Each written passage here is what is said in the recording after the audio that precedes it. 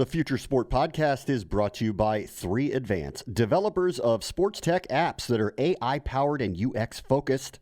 So if you're looking to create some apps for your startup or your sports biz calls for some artificial or business intelligence, you should check out 3Advance. They're incredible. Go to 3advance.com. That's the number 3advance.com.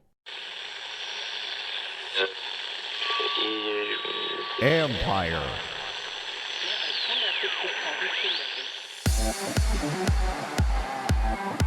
The CAA is feeling the flow. Obviously, you're going to be able to watch anything at any time on any device, and that's obviously known. We know that that's where it's going, but it's about highlighting those pieces of content and explaining to people why you should care. That's Mark Floreani, CEO and co-founder of the emerging OTT provider, FloSports. They may be at the forefront of the future of content consumption. This is the Future Sport Podcast. I'm Bram Weinstein.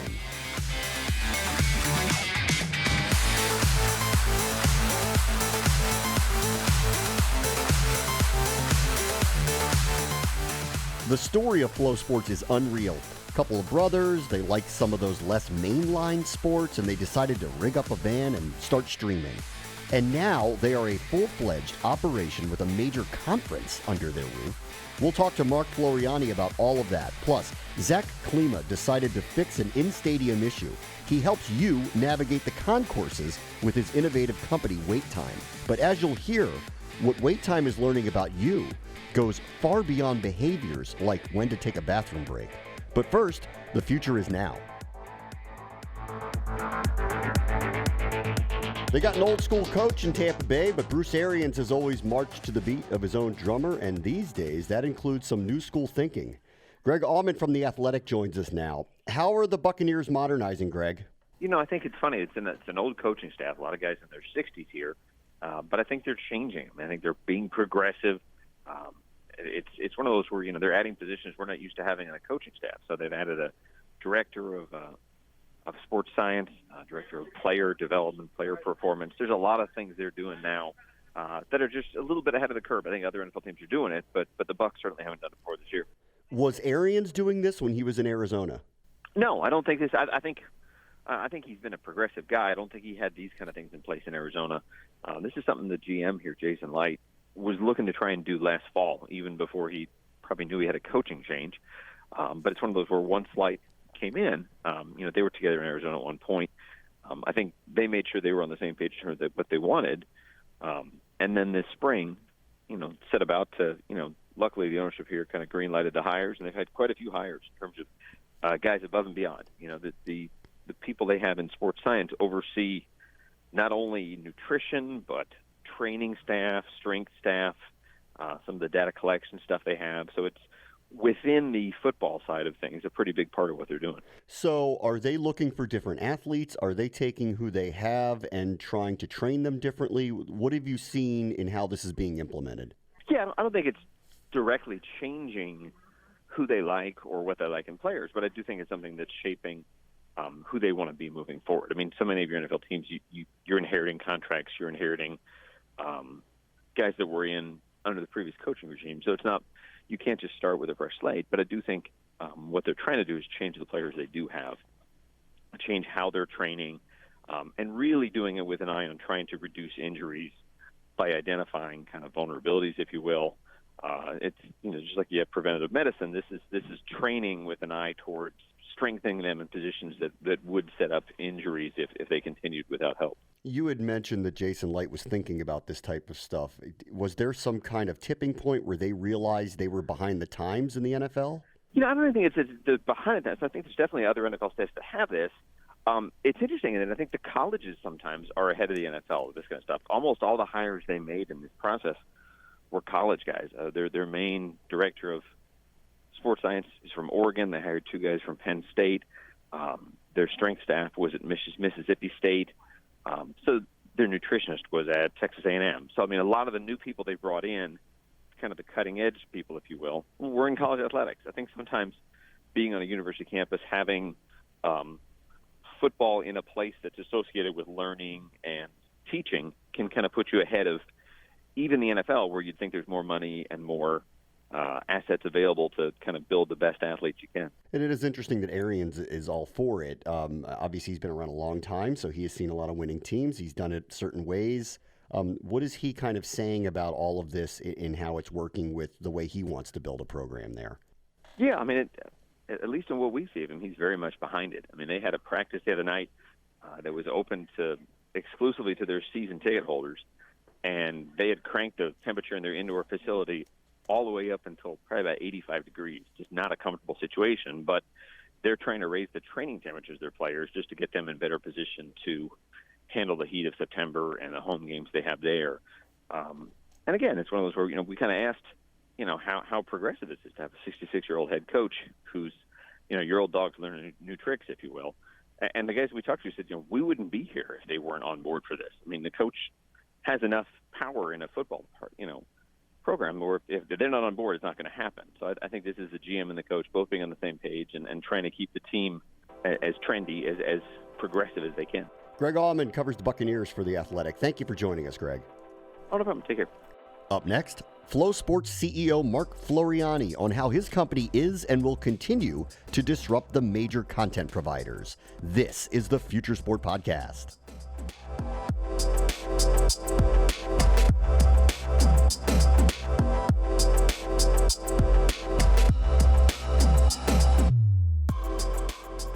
Our guest this week is Mark Floreani, who is the co-founder and CEO of FloSports. And for those of us who follow the content industry closely, we know what kind of disruptive force they already are. And for those of you who don't, you should, and you will. Hey, Mark, how are you? I'm doing well. Thanks for the kind words. Disruptive. Is that a good word for you guys? Disruptor? Do you mind that word? No, I don't mind it. I mean, in a lot of ways, we did break the mold. We had people coming into space, and I say, hey, welcome to the party. We've been doing this for over 10 years. And so in a lot of ways, yeah, we were disruptive.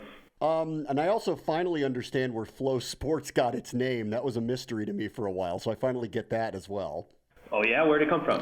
I'm going with the first three letters of your last name, right? Is that where it is? Yeah, I mean, growing up, everyone would just call us on any team we were on. It wasn't Mark or it wasn't Martin. It was Flo. But at the same time, it works because when you're in a groove or playing sports, you're in a state of flow, and so both things worked, and so that's where we went with FloSports. Cool. I want to talk about the roots of it and the 10 years and the journey to get where you are. But for our listeners, for those who are unfamiliar with FloSports, how would you describe what you guys are?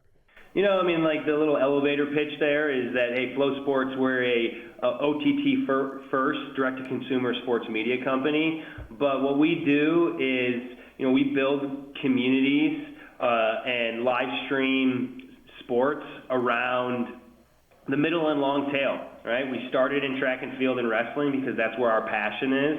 And then we built out to today, we're in over 20 sports. And we're live streaming events, we're producing documentaries, and we're really trying to build communities around these sports, focused mostly in the middle and long tail of sports and rights. And so what we've seen is there's really the have and have-nots of rights holders, and we focus on the have-nots. We believe that there's value outside of the, major sport, major leagues and major, Power 5 conferences, and we tried to build communities around it. And the big one, or the recent big one, was the Colonial Athletic Association, where you're going to be producing hours and hours of footage and games for that conference in a variety of sports. So how did that deal come about? There's a lot of these have-nots that have been doing the same thing for years, and they're not really growing. And so, that CAA deal is a perfect example of the league thinking outside the box and realizing that it's more than just streaming their events.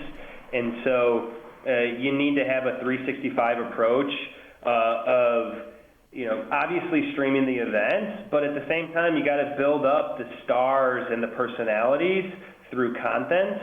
And that's what we do, and that's where the CAA, said, hey, we got to do something different, and, Flo's the place. It's interesting. And I know you didn't mean it disrespectfully to call the CAA one of the ones that were kind of have-nots for a period of time, but here's a conference that is going to get multiple bids to the NCAA tournament. It's an extremely competitive league. It's Division I. This isn't D2, D3, NAIA. So where was kind of the void for them in this marketplace that kind of led them to think outside the box? Well, I don't think it's disrespectful when the haves are the NBA, the Power 5 conferences, the NFL. There's a lot of have-nots out there, right? And so, every once in a while, their championship game or a couple of their games are going to be seen on a linear broadcast, but there's 99% of their content's not and wasn't getting the love that it deserved. And so that's where we come in, right? And so, you got as a fan, you can't just be on once a year or, once in a while, and it's on a bunch of different places. And so, we've kind of filled that gap that, hey, there's a consistent amount of content. It's not just the game. We're going to have content leading up to the game. We're going to have highlights around the game. We're going to be telling the stories of the athletes and the coaches. And it's not just basketball, right? We're talking about all their sports, football, basketball, and it's not just on the men's side. We're talking about the women's side as well. And so, we have that 365 approach for a rights holder, and it's not for everyone. It's hard sometimes to go away from that linear, and so you got to have those people willing to be able, thinking about this contract, but also the next contract. And that's what I tell people is if you don't have the data, that next contract or that next rights deal is going to be you're going to be blind.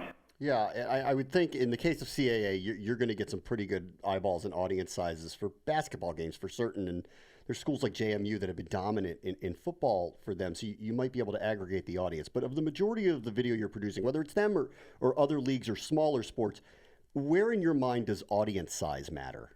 Audience size always matters, right? But what we're not trying to get 10 million eyeballs, right? And that's where the linear model, kind of breaks down for these people, is that most of the rights out there and the games and the sports can't drive that type of viewership, but the big boys really need that. And so that's where we see our path and understand where we are in the marketplace. We're not trying to get tens of millions.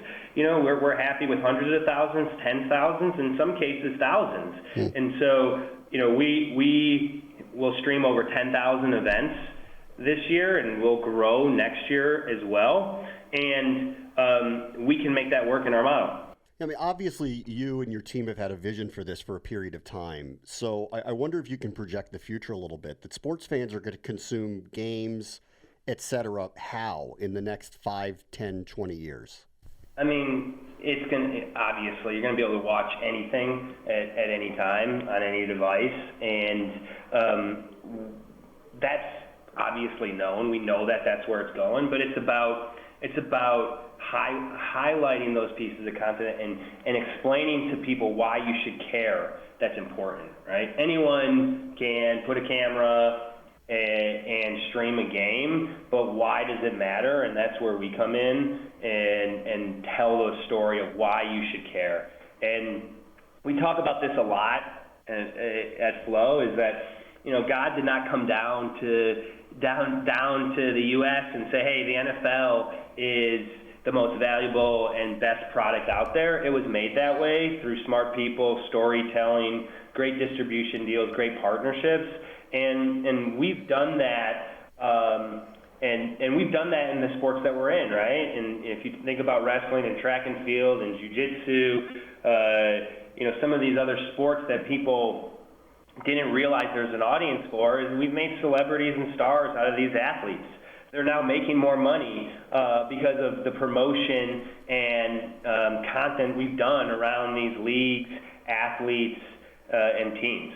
It feels a little, I don't know if this is the right way to put it, but it does feel a little Netflixy a little bit, that like you're kind of curating things that others didn't necessarily want, and you are trying to put together what is like a catalog of things that people might like. Is that fair? Yeah, I mean, we see value where other people didn't, right? And we started in these sports because we were in it. We had a passion for track and field and wrestling, but we quickly realized that there was a bunch of other sports that weren't getting the love, and then we started to realize in the big sports, there's a bunch of rights that have value, but they can't draw tens of millions and might never draw that type of eyeball, but there's still value there.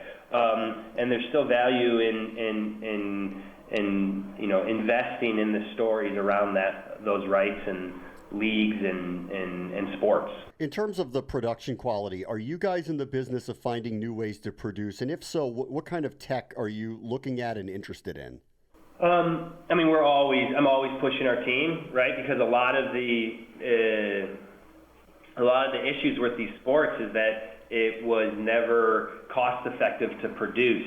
And produce it the way the community wants it, right? And so, if you think about track and field and wrestling, which is our roots, there's a lot of story from the semis to the prelims to the finals, and it was never told. And so, we'll go to a wrestling event or a volleyball tournament, and we're going to stream in wrestling 50 mats at a time, and we're going to have obviously the score, and then as the days go on, we're going to add play-by-play and color, and then we have a jib at the end. And so figuring out how to produce 100% of the content from these massive events is a challenge, but it's needed for our sports if you really want to tell the story. And so, lowering that cost of production, but keeping that quality and actually increasing the quality is something that I challenge our team every day to do. And so, we definitely have worked with partners, and recently we did a deal with Pixelot, and we love working with them where we can add more courts.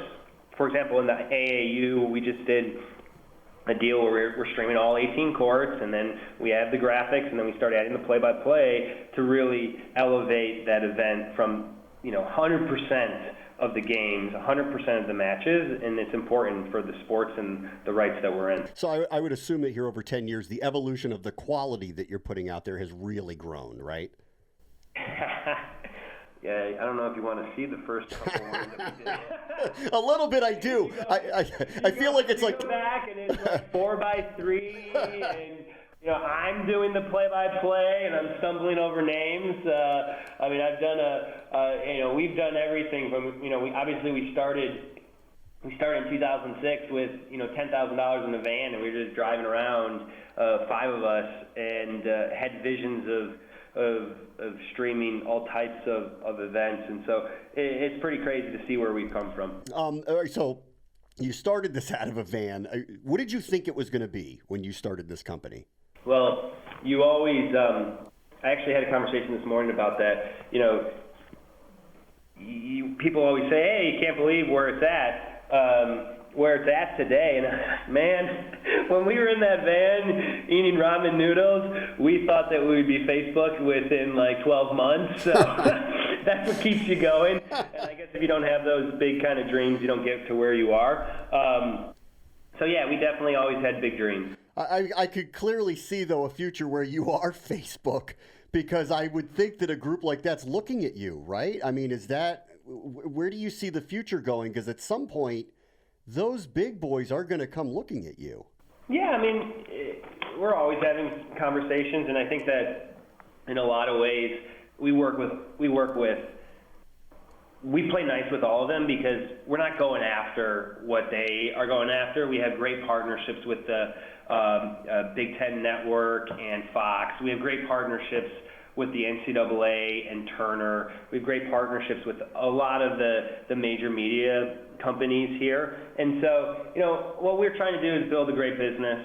And, really solve the need for the have-nots of rights holders and these sports that don't get the love. And, that's what we're trying to do every day. What is your view? Obviously, you're not going after the NBA rights or the NFL rights. You're letting the bigger traditional models deal with that. But they're watching all this happen underneath them with all these different rights fees, like companies like yours.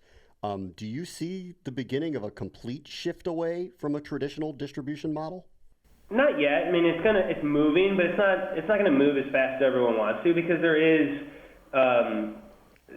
that need for, looking at what Fox is doing, right? They're going after those big events, and there is a need for the distribution through cable and linear. It's still a great way to watch and experience sports, and so it's obviously going to be moved and kind of mixed, and it'll be seen as one, but there's still a need for it, and it will happen, but it might not happen as fast as everyone thinks. Company like yours, what is your appetite for content that involves esports?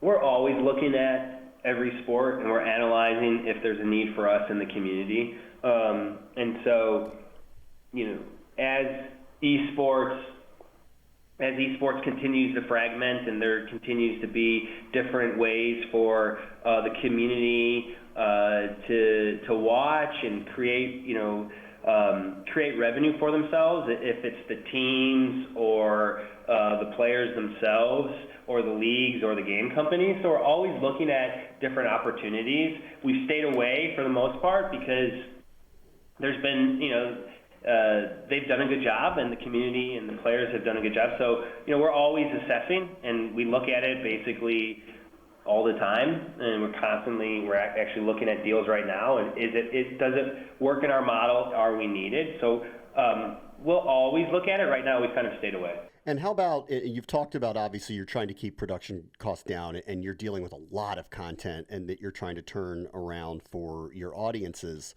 Where are you on virtual experiences or augmented experiences to enhance what you are putting together? Yeah, we like to look, but at this time it doesn't seem like it's needed for. There's a lot of lower hanging fruit in the sports that we're in, and we got to just be smart where we're making those investments, and we just don't see it yet.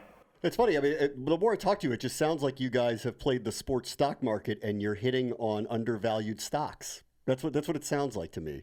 Yeah, but it has to be a two-way street, right? And yeah. So, are there rights out there that want to do something different? And because it's a lot of work, and we need to find the right partners that also want to make that investment, right? And so, yes, in a lot of ways we are, because the model for direct-to-consumer and the customers, it's a hard one, right? You got to get people to pull out their credit card and keep them from churning. And so we got to find the right sports and the right partners that we can work with, because it isn't just streaming the events. You need to have partners that give you access, that work with you on content, and then we have a group of people here that are looking at the storylines and looking at the content and grinding every day, because we got to make sure that our customers love us, and if they love us, then they'll stick with us. Hey, you're finding these underserved markets through the years here, and you said you love track and field, you love wrestling. Those traditionally don't have big audiences unless it's a major event that's involved in one of those two sports.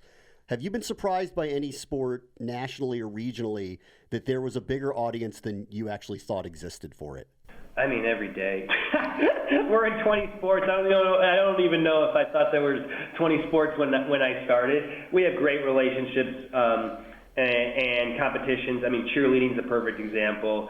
I did not think much of cheerleading before I got into it, but then you go to these competitions, and these athletes, they're ripped. They're basically doing a gymnastics routine on a floor, but there's anywhere between 10 and 30 of them.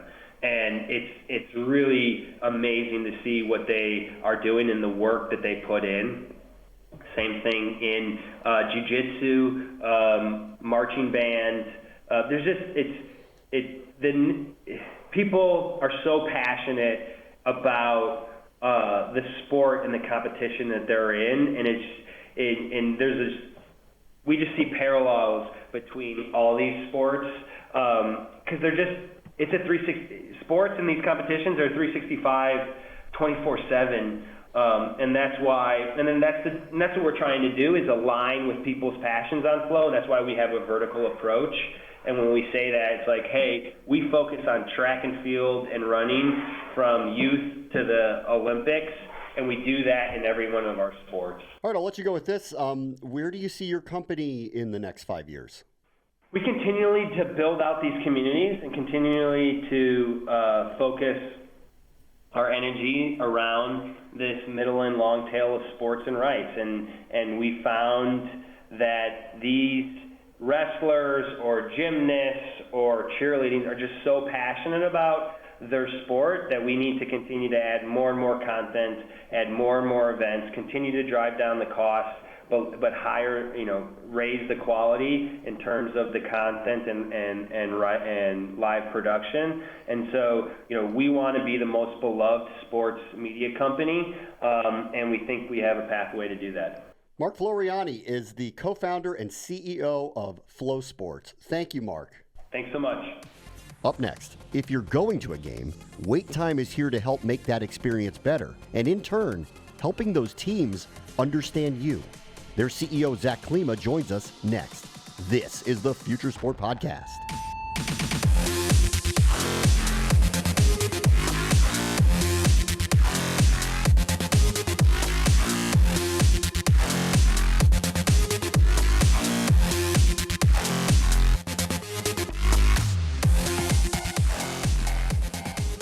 So let's take a minute here to thank our friends at 3Advance. These guys are ranked one of the nation's top app developers, but that's not all. They've helped grow a bunch of sports tech startups like Team Builder, T-Box Tour, and in-game fantasy, but they're also experts in user experience, cloud APIs, and artificial intelligence. So if you're looking for a dev partner to bring your future sport tech to life, look these guys up. Go to 3advance.com. They're the team to make it happen, and advance you will. That's the number 3advance.com, and tell them Future Sport sent you.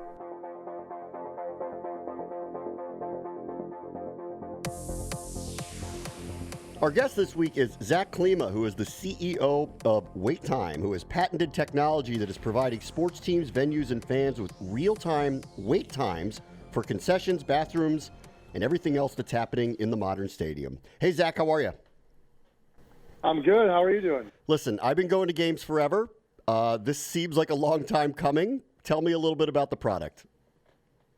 Yeah, definitely. So about 4 years ago, I was at a Red Wings game, and, I had, maybe it was about 5 years ago, I had spent all my money on playoff tickets, and I had to go to the bathroom. And so I got up, and it was overtime, and Datsuk hit a game-winning goal, if you remember Pavel Datsuk. And so, the crowd went wild. I'm stuck in line, and then I'm like, this is ridiculous. So the light bulb moment went off there, where I said, hey, if I wish I would have known what the wait time was before I even got into this line, which I think a lot of people find themselves thinking during live sporting events. And so that's where the idea came from. And so fast forward about 5 years, we have about 36 investors from across the world, very top level people, actually including Michael Jordan's son, Jeff, is an investor in the company. And we have the only patented artificial intelligence building system that calculates and broadcasts real-time wait times for concession lines, restroom lines, and retail lines, event after event, actually across the world.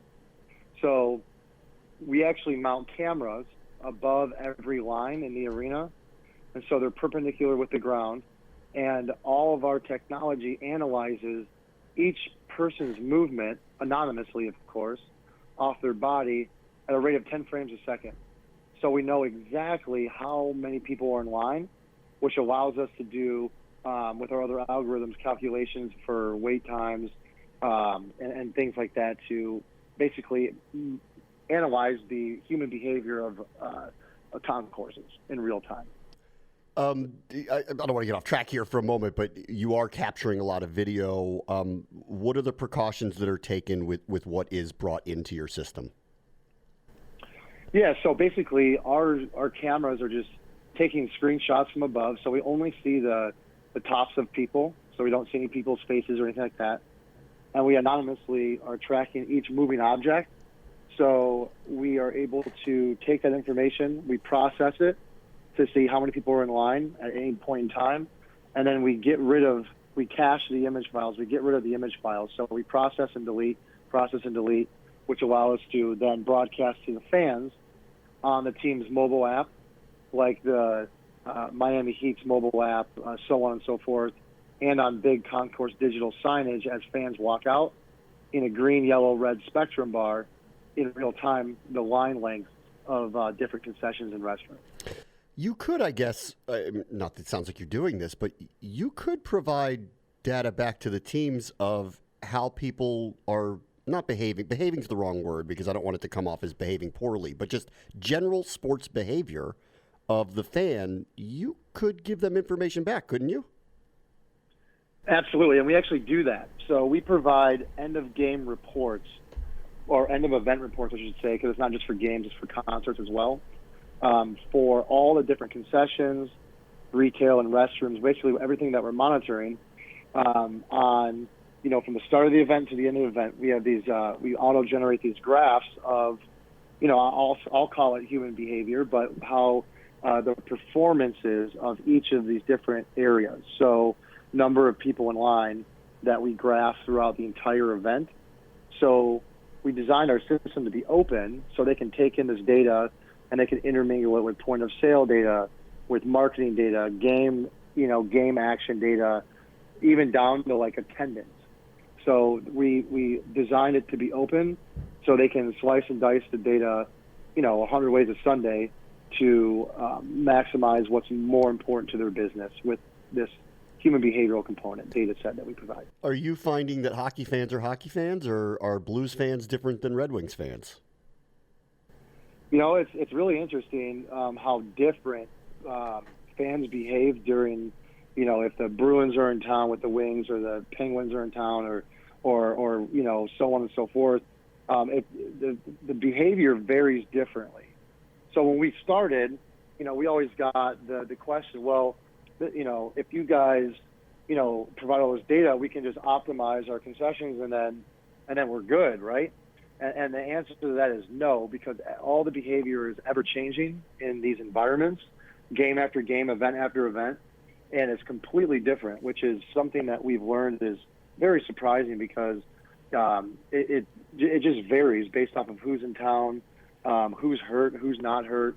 And it's wildly differing from night to night. Injuries. So a star player is out. You're seeing behaviorally fans are literally different? Not even just that. It's about, from as granular as who's hurt to, who's playing there to the weather. The weather is a big deterrent as well, and kind of a variable that's taken into account. So, all these different types of things, which is why, we took the stance of, hey, the Miami Heat know their business better than we do, so we designed our system to be open so they can take it in and use all the different kind of data that they have already and, use it more effectively that way, as opposed to us saying, hey, here's a black box with X, Y, and Z, built into it, have at it. It's, like a black box solution. They do with it what they want to do with it because it's more important to them to use it the way that they need to use it. How does it work for the fan? Is it like an app? Does somebody, when you walk in the stadium, does it just kind of activate? So we integrate, there's two parts of our fan-facing part of the solution. The first and foremost is the digital signage. So we can integrate with any IPTV provider out there. So, for example, Cisco, with Cisco Vision, previously known as Stadium Vision, they own all the digital screens in a venue for many venues around the world. So when you walk into your favorite arena, most likely it's at some arenas, it's Stadium Vision. So we integrate with any IPTV provider, or we can integrate with our own, we have our own solution as well. So as a fan walks out, they'll see a big 65-inch screen and above that shows you concessions and restrooms in each direction. So it's as you walk out of the vomitory, there's that perpendicular point in time of, do I go right or do I go left? And it shows you what's around the corner and what the wait times are in this green, yellow, red spectrum bar that's being fed from our back-end AI that I previously described. So that's number one, which is you don't need a mobile app to look at, and it's like a billboard, so kind of what you're used to seeing on the road all the time. And then that's the number one, which is, I would say, the most effective because it's just right there for you. But we also integrate with each team's mobile application. So Miami Heat, Buffalo Sabres, some of our clients I'm naming here, where if you go into their app, they have big mobile strategies these days, as I'm sure you're very well aware of. You go in there, so it's part of the game day experience. So you go in there and it populates all the different concessions and restrooms in real time at your fingertips.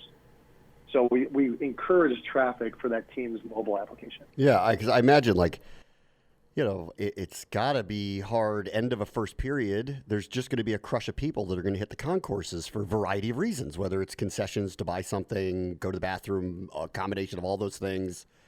This thing needs to update fast. Yeah, exactly. And we actually, it's at a rate of 10 times per second, it's updating. What are teams saying to you that they want out of this technology? So there's a couple. It depends on who you're talking to and what their goals are for their business. But I would say first and foremost, it's the fan experience. So there are very progressive teams out there like the Miami Heat who said, we want the best game day experience for our fans. And your solution fits right into that strategy. So Matthew Jafarian, who's one of the most thought leaders in the industry, who's the executive vice president of the Miami Heat, said, when we first met, we want our fans to have the best fan experience. This is part of that. And so that's number one. Number two is the data and analytics that we provide in terms of how people are behaving so they can make better business decisions in terms of where their people are going, how they can restaff, reprogram. That's more on the business intelligence end. So that's the second, I would say, value proposition. And the third, which is something that we're seeing pretty heavily these days because it's immediate ROI, is sponsorship. So our solution with the digital signage and the mobile app is net new real estate for digital real estate. So as fans are constantly looking at our digital signs throughout the arenas, so about 30 to 35 screens per concourse for an NBA-size arena, fans are looking at that enough to actually improve per cap. So they're going to the lines of least resistance, which we knew was a great sponsorship asset, but now that it's already been proven with some of the teams that have capitalized upon net new revenue, it's a way for them to sell more advertising on the back of WaitTime, which is artificial intelligence. It's, intelligent wayfinding, and it's a problem that everyone can relate to, which is no one wants to wait in line. So I would say a compilation and a mix and match of all three of those for a long-winded answer to your question. And I'll let you go with this because I just, I'm talking to you and I'm considering these things as I'm listening to you. You found a problem and you got a solution for it. Did you realize before you started this solution that these were the consequences of what you were doing, or were you just trying to get to a bathroom with a smaller line? You know what? That's an interesting point that you bring up. And my initial idea for WaitTime was get to the bathroom of the least amount of people in line.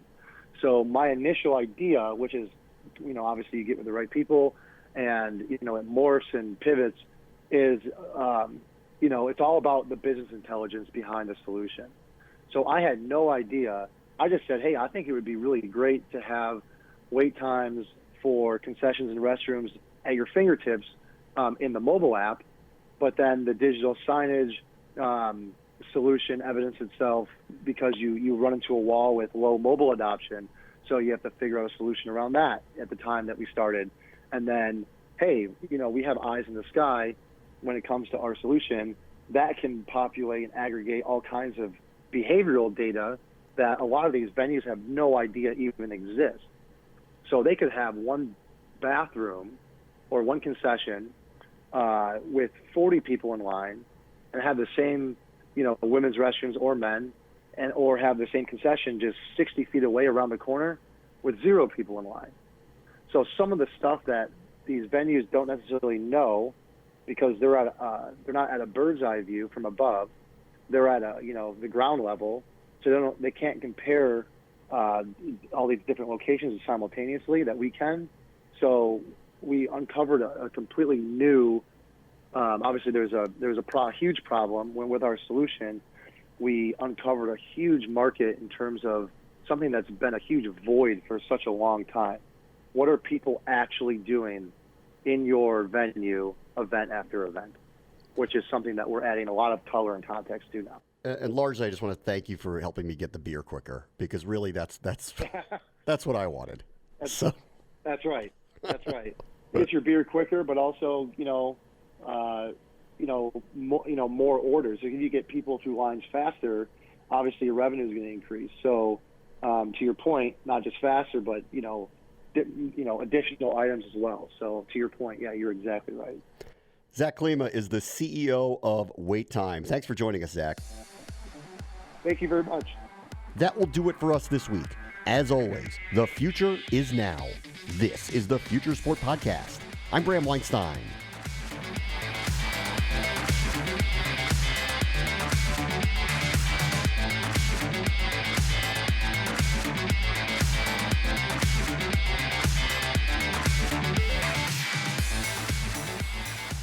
The Future Sport Podcast is brought to you by 3 Advance, developers of sports tech apps that are AI-powered and UX-focused.